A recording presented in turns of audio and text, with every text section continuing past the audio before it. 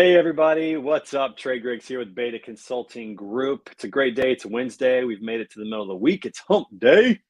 And I'm here from Kansas City, Missouri, actually Grandview, Missouri. I'm in my parents' home. This is their office. My dad's got some collectibles all around. So a slightly different backdrop today. But as they say, the show must go on. If you do me a favor at some point, go check us out at betaconsultinggroup.com. Learn how we can help you improve your sales and marketing strategies. And a shout out to our sponsor, TAFS. They're the good guys in freight factoring, helping carriers to really get educated about financial products and providing them with the best services possible to make sure that they grow and continue to thrive no matter what's happening in the market. So check them out at tafs.com. All right, we've had a great week of shows so far, man. It's been a lot of fun. I get the blessing of being able to meet with so many great people. If you haven't had a chance to catch the shows this week, make sure you go back and check them out. On Monday, I spoke with my good friend Manny Martinez, 30-year career in the Air Force, a lot of leadership skills there, and now he helps companies with their intentional leadership development. Yesterday, my good friend, one of my best friends from college, JD Gravina, was on the show. Go back and watch that episode. Really great content about how he leads the women's basketball program at Western Illinois University, a D1 program. He has to recruit, sale, and lead not only the ladies that join this program, but also the community as well. Today, got John Calloway coming on the show. Looking forward to bringing him on in a second. Tomorrow, my good friend Kyle Lintner is going to be on. We're going to talk about what they're doing at Breaker Logistics and just the industry in general, and trying to be a game changer in the industry. And then on Friday, my friend Greg Banks from JB Hunt's going to be on. We're going to talk about his sales career and some sales tips to close out our week. So it's going to be a fabulous week of guests as well. And then always come back every day at 10:30 a.m. Central for every episode of Standing Out, a podcast about sales, marketing, and leadership. And now it's time to bring on our guest today. I'm so excited to have this guy on the show. He comes from my home state here in Missouri. And so we're fellow Midwestern folks, fellow Missourians here. And we're going to hear a story today about starting something from nothing and leadership in his journey. So very excited to bring onto the show today. Everybody give a warm welcome to John Calloway. John, what's up, man? How you doing? Doing well, Trey. Thanks for having me on here. Just two old Missouri boys getting after it, right? On a hump day. That's right. You're down in Springfield, which is a phenomenal area. It's kind of a hidden gem here in Missouri. You're right next to Branson, Table Rock Lake, close to Bull Shoals in Northwest Arkansas.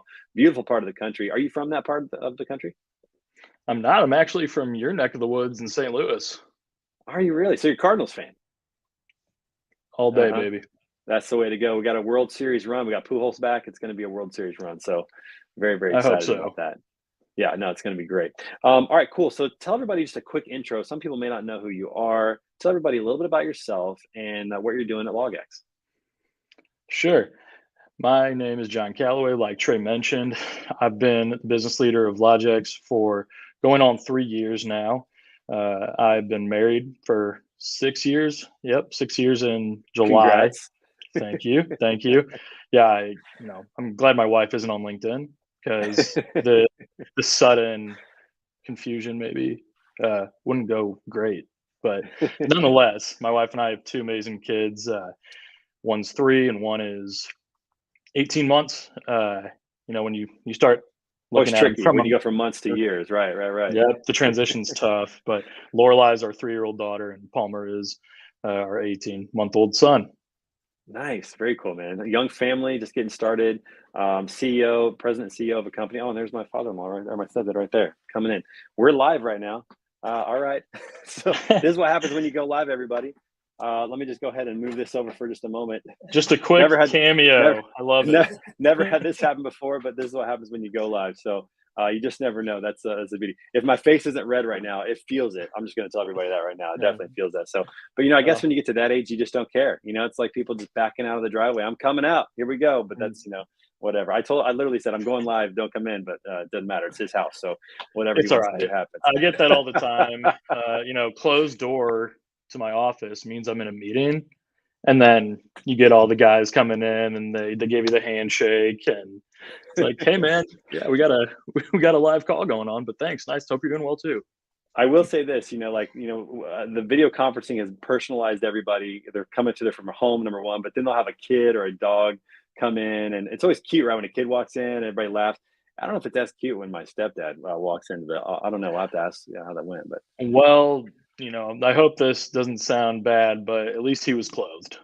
He was clothed fully. That's right. He had pants on and everything. So it could have been considerably worse. Well pointed out there, John, for sure. All right, so John, let's talk a little bit about your career. Tell everybody about kind of how you got started. You've had basically a 5-year career so far, if I'm doing the math correctly.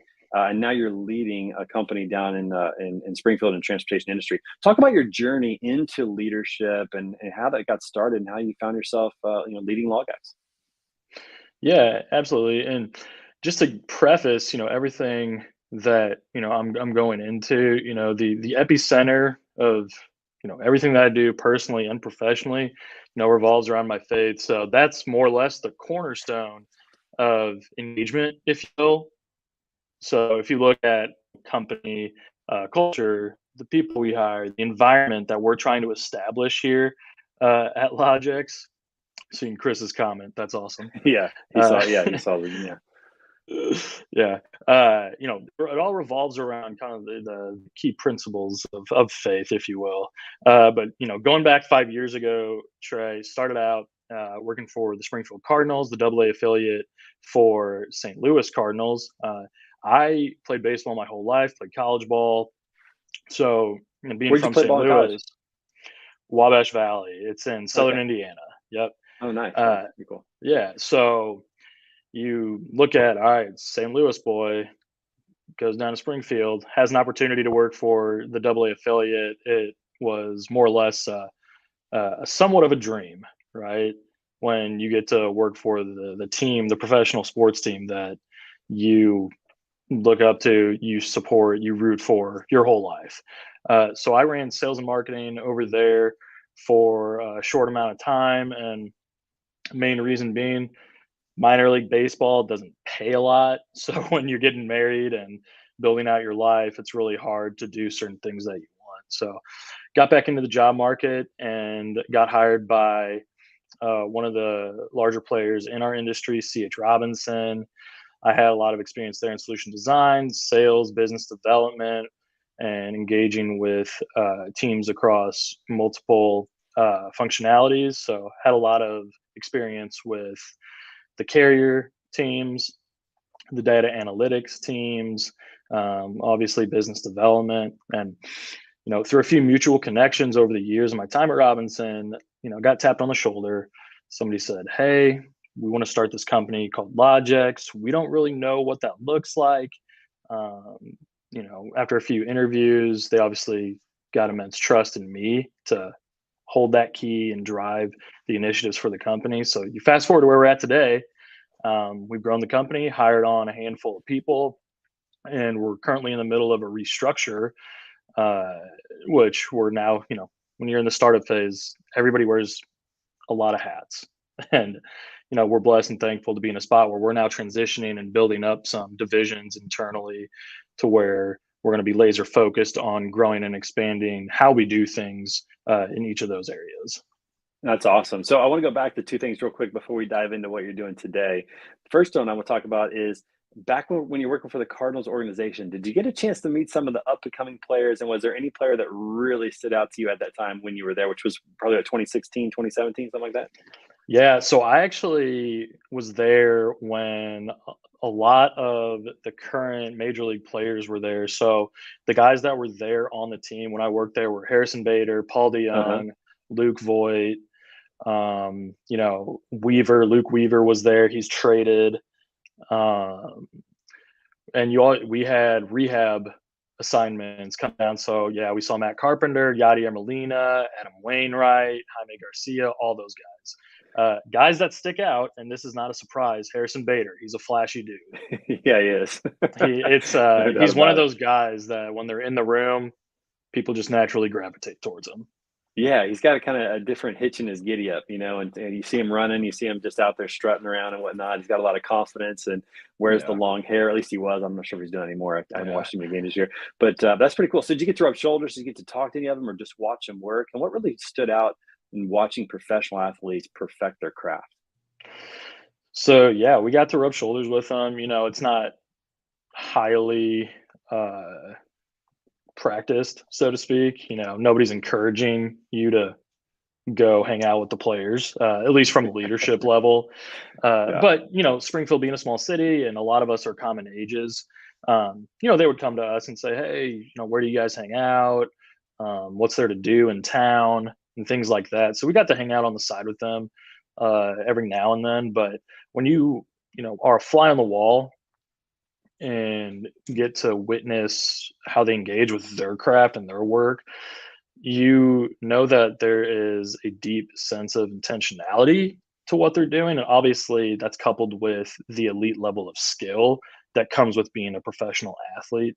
So, what I would say is, obviously, there's a natural skill set at that level that has to be there in order for them to be successful. But the way that they view their work and the intentionality behind it is unlike any other. They are very tunnel focused on their goals. Yeah, it's neat to watch professional athletes, and it doesn't really matter what sport it's in. When you watch them go to work, it's like they're not doing it to get it right one time. They're doing it so that they never get it wrong. Like their level of perfection of trying to reach is on a different scale than most of us in just normal life have ever thought about. But at the same time, I think there's a lot to learn about that. About whatever your craft is. If that's cold calling and being in sales, like approach that to where you do it so well you never get it wrong, or you're not making mistakes. That's why they make the hard plays look easy and they make the easy plays just look mundane. It's like it's so easy for them to do that because they practice so intentionally. And there's a lot to be learned from a business perspective just watching guys like that. Well, I think that's why former athletes and maybe former successful athletes, maybe not at the professional level, that's why they make pretty good employees.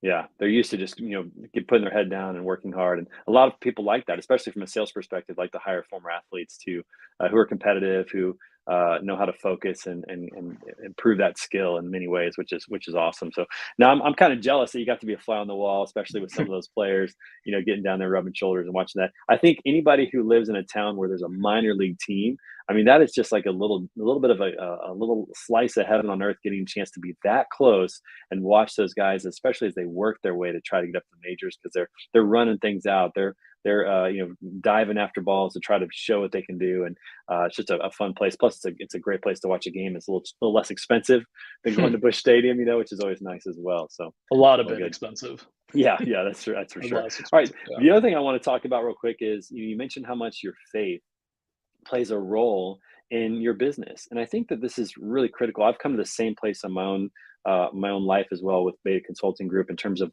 really wanting it to be about glorifying God and making much of Him through my business. And I think there are times where that can be a little bit scary or intimidating, or maybe there's a corporate culture that doesn't really allow for that. How does Mhm. having a small business and being able to, as you put earlier, have the keys to steer the vehicle, how does that impact your ability to blend faith with business, and what has that done for your business to make faith a central component of it? Yeah. Well, I think when you look at, having that control, that's the main area where, hey, we don't have red tape here. Our people have autonomy. We get to design how we engage with one another and our customers. Now, if I were to go into, and I'm sure this will be somewhat of a long-winded answer, but the business dynamics of a young company, they're constantly shifting and adapting. So I'm speaking more towards the business side now, but they're constantly shifting and adapting to demand and market conditions, and you know, all companies hopefully want high-performing employees, regardless of what stage they're in, right? And those employees, they require careful cultivation from the leaders, so top down, with the strong sense of team values and goals. And without the leadership team defining what those goals and values are, those people are simply workers. So it's up to us to really make them an actual team. So when I look at how that's done in terms of environment, as well as sales goals, and your 5-year plan or whatever you're trying to establish, when I look at those areas, I think you got to respect the team as individuals. You have to be engaging and meeting them where they're at, from a leadership and hopefully your team perspective. You want to be able to practice emotional intelligence, motivate them with positivity, and ultimately look for good ways to reward them. When you look at the practical side of engaging from your faith, you're right. There are a lot of companies that they put up these barriers, and you don't talk about these things, right? These are the hot topics that you just can't discuss. And for us as a company, from leadership all the way down to, operations, we treat everybody the same. We have a team prayer at 8:08 every single morning. When you look at, like spiritual disciplines, if you will, we're engaging in all those areas personally within the church, but professionally here as well. So things as simple as, we have a team behind me full of dedicated capacity managers. They get their tithes directly pulled out from their paycheck and automatically pushed out to the church, right? Oh, very interesting. Oh, okay. Nice. Very, right? Yeah. Isn't that Very crazy? integrated. Yeah. Very Very, integrated yeah, life. super integrated, right? So outside of, praying with each other, I think the level of engagement is super important. And it makes all these tough things that happen on the business side a lot easier because we are all rooted in, one person, one God, and that's driving how we engage with one another. And it does make us more of a team instead of just coworkers floating around each other.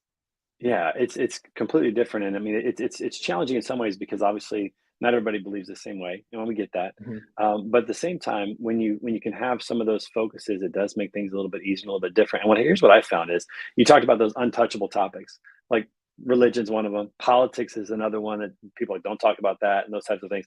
I've found in life, especially with people I work with or people I'm rubbing shoulders with, the more you talk about those things, the less faux pas they are because you allow Mhm. people to share their points of view, you share your points of view, you respect everybody.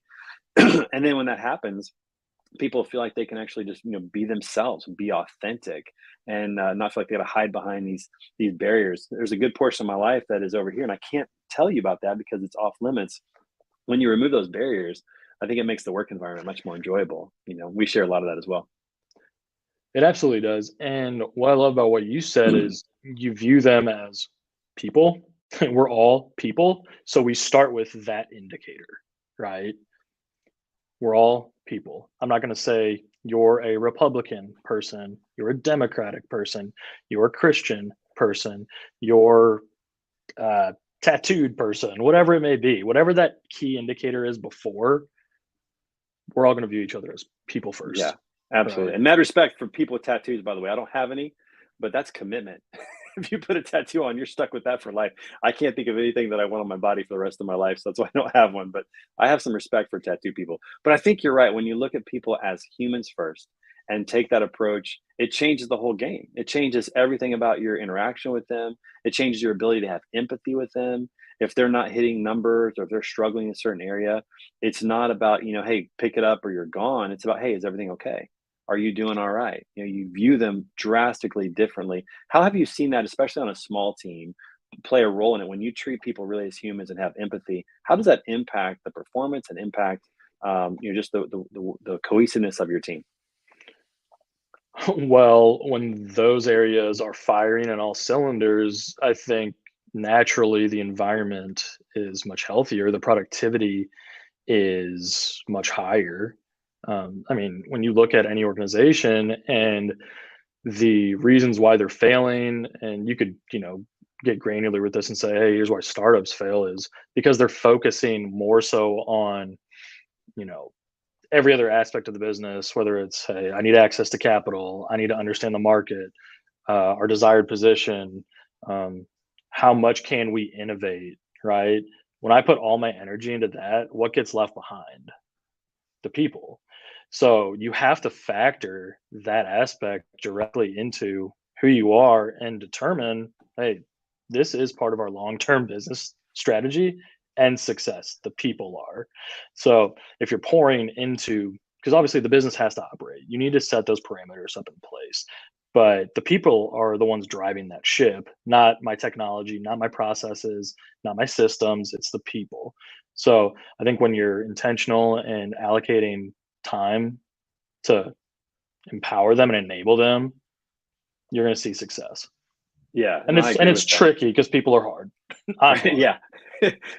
People are difficult and it's messy and life happens and Right. unpredictable things happen and all that. But Chris, I agree with what Chris Horton had to say. I appreciate professionals as well who really embody their faith and build their businesses around that. It's a courageous thing to do, but I think that the benefits far outweigh the drawbacks or the potential drawbacks that could happen from that, and it makes a huge difference in that regard. So let's shift focus a little bit to what you're doing now. So you are running a 7-person team, which is still very much considered a startup or a small business in that regard. Does provide you with the opportunity to pivot and some flexibility and to make changes quickly. But what are the big challenges of having a small team and really trying to grow while you're wearing, as you said earlier, so many different hats?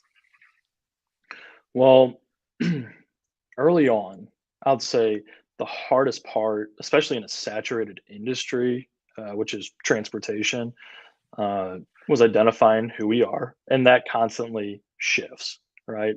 As the market conditions are switching, levels of service, need to be addressed. Addressing how you want to tackle every business problem is different, right? So I would say aligning who we are, not only as people, but communicating how we want to engage with our buyers, creating a consistent message around that has been one of the biggest hurdles for us as a small company. Because me being the business leader, I have a lot of responsibilities, and putting branding and document design into that isn't something I have time to do. So when you look back to, hey, it was just me doing this, and then I hired one person, we siloed that into, all right, John tackles sales, marketing, business strategy, Joe handles operations and account management. And up until recently, that's how it was, right? Yeah. And now we're thankful to build out a successful digital advertising and branding strategy, and I passed all that off. It's great. I'm not doing it anymore as much as my background is in technical writing and document design.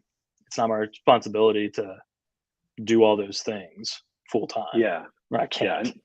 And there's a lot to be done when you're just getting started. Like you said, you wear a ton of hats, and it's almost like you're trying to build a ship while trying to speed it up at the same time.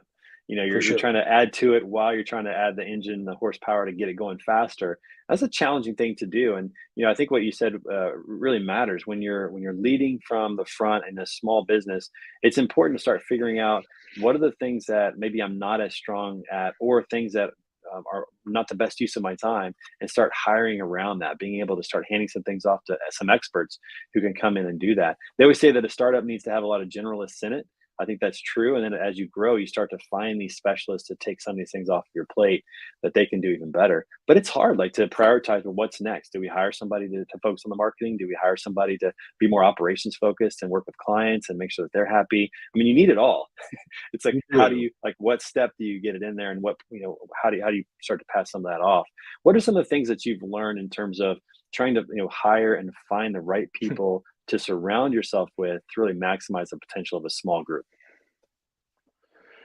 Well, my belief in hiring, uh, you know, outside of, let's say, key leadership, if you will, um, I'm hiring for your character, your attitude first, and then if you have the work ethic and you're a team player and can learn, we can teach you, what we're doing, right? Right. It's This not this rocket isn't science it's usually. not rockets. Yeah, it's not hearts or lungs, right? It's transportation. And if you have people that are hungry to learn and willing to be a part of the base level and help us go brick by brick, this is a good space for you then. Yeah, I've heard a couple of different philosophies on hiring. I heard somebody say, no, you always get tens, you always get the best people that have the most skill. But I tend to lean your way in that I'm more interested in attitude. I'm more interested in, what their values are, and what their dreams are, where they want to go, as opposed to Mhm. what they want to do. Here's what I found in my own life, and I have a lot of friends I've talked to about this as well. It's more important that you work with people that you like and that you respect and that you can learn from than the actual job that you're going to do. And I Mhm. think there's a lot of truth in that. So from a leadership perspective, as you're hiring, it's more important to hire great people than it is necessarily to hire just skilled people. Now, maybe as you get bigger, you might want some more skilled people and you can work around that. But as a small company, one cancer can really mess up the whole group. And so hiring a Yeah. really great person or hiring great people is critical, and it sounds like you guys are doing that. It is, and and thank you for the note. And I would say that we are. Hope that we are. Right? You don't know what you don't know, I guess. That's always the case. Yeah. But to your point, what speaking towards the toxicity. There you go. You got it. Uh, of those types of people. What you allow now becomes the new expectation and standard. So as a business leader, even though it may be hard because you have such a heart for people, you do need to make those decisions to protect not just the business, but the other people that are operating under the same roof that you are. Yeah, I love what you just said. What you allow to happen becomes the standard. That is so good. I had my good friend Brent Orsuga out at TIA who said the same thing. He said, "What you tolerate is who you become. Like you are what you tolerate." And I think that's Absolutely. so true. You allow the standards to go down, and you really that becomes the standard for everybody else in terms of what you allow to happen. And it's you want to set the high standard at the beginning and really create that culture so that as you do bring more people on, when you get to 50 people, you've started at a much higher spot, and maybe it comes down a little bit, but you started at a much higher spot. I think that's really critical to maintain that. It is. And when you start overlapping everything we're talking about with, we'll say, branding and telling that compelling story, and hey, what is our corporate strategy, and how do we want that to bleed out to every department here at LogEx, whether it's sales leadership, account management, operations. It doesn't matter what I'm pumping out to my audience when they come through the doors, and if they see a completely different side, that's not aligned, right? We don't want that. No organization wants that. But if you tolerate that, that's what people are going to experience. Yeah, no, absolutely, without a doubt. And as you think about, from a leadership perspective, I mean, the first step of any business is viability, where you get to a point where you have customers and you have revenue and you can keep the lights on and keep going. And then you start to think about, okay, how can we build from here? Where does marketing fit into your philosophy of business growth? I mean, is that higher up on the prioritization list? Does it tend to fall to maybe to something else? Where does that fit in terms of your philosophy of how you're going to grow this business? Well, at the beginning, I will tell you that it wasn't on my radar. And now that we're in a groove and we're in that hyper growth phase as a company, it's actually become one of the top focuses of the company because people know our name, people know our brand, they're recognizing it. And we want every aspect of our communication to be consistent with our service lines. The accuracy of our documents need to reflect what our capabilities are and who our people are. So, to that, I would say, we do have a heavy focus on detailed, accurate, consistent documents for our target buyers. We want to obviously distribute that content that we create.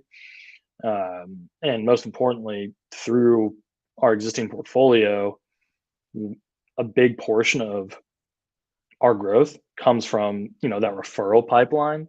And the only way for us to get through that initial toll gate once we're referred to those new opportunities is to have very consistent branding that reflects who we are. Because when you look at companies in this day and age and people that are, younger, maybe my generation, starting to go into those leadership roles, what are the first areas they're going to check to run a report on you or try and dig some information up? Social Right. platforms, Exactly. right? Social Right. media, websites. Yeah, exactly. So we Yeah. want to create a streamlined strategy, and that ball is rolling now since I've been able to take that off my desk Yeah. to do those types of things. Some companies, they really view that marketing is how can they pretty up their business? How can they make their business look as good as possible?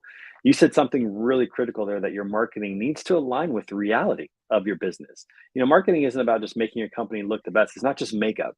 You're just trying to make it look as pretty as possible. You want to make it look as authentic as possible. What can a customer expect when they become a customer, or what can a prospect expect when they become a customer? What's the service level going to look like?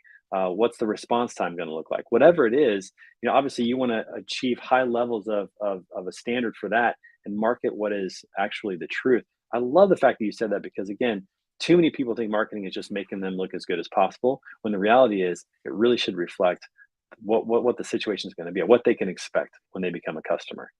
And that's a Yeah, and focus it sounds like you guys are doing right now. yeah, we certainly are now in transitioning into that thought logic. Excuse me, but I will live and die on that hill. I would rather us go down in flames because we're authentic and upfront and honest versus me, misleading you to the water, right? Yeah. Because that might get a customer in, but it's not going to keep a customer. And the reputation that you have as a result of that is going to be damaging long term, right? When you have a brand that doesn't necessarily go in that direction. So, anyways, all that to be said, I think there's a lot to take from what you guys are doing from a marketing perspective of making your company really stand out in terms of what is authentic and what is true. Well, John, listen, that's 30 minutes, man. It has absolutely flown by. It goes really, Really really has. fast. I'm looking forward to getting down to Springfield. Are you a golfer by chance? Do you play golf? I absolutely am. Nice. Yes. Love that. We're going to have to get down and play some golf. There's some great tracks down in Springfield, Missouri. Or you come this way to St. Louis, man. Let's go hit up a Cardinals game this summer.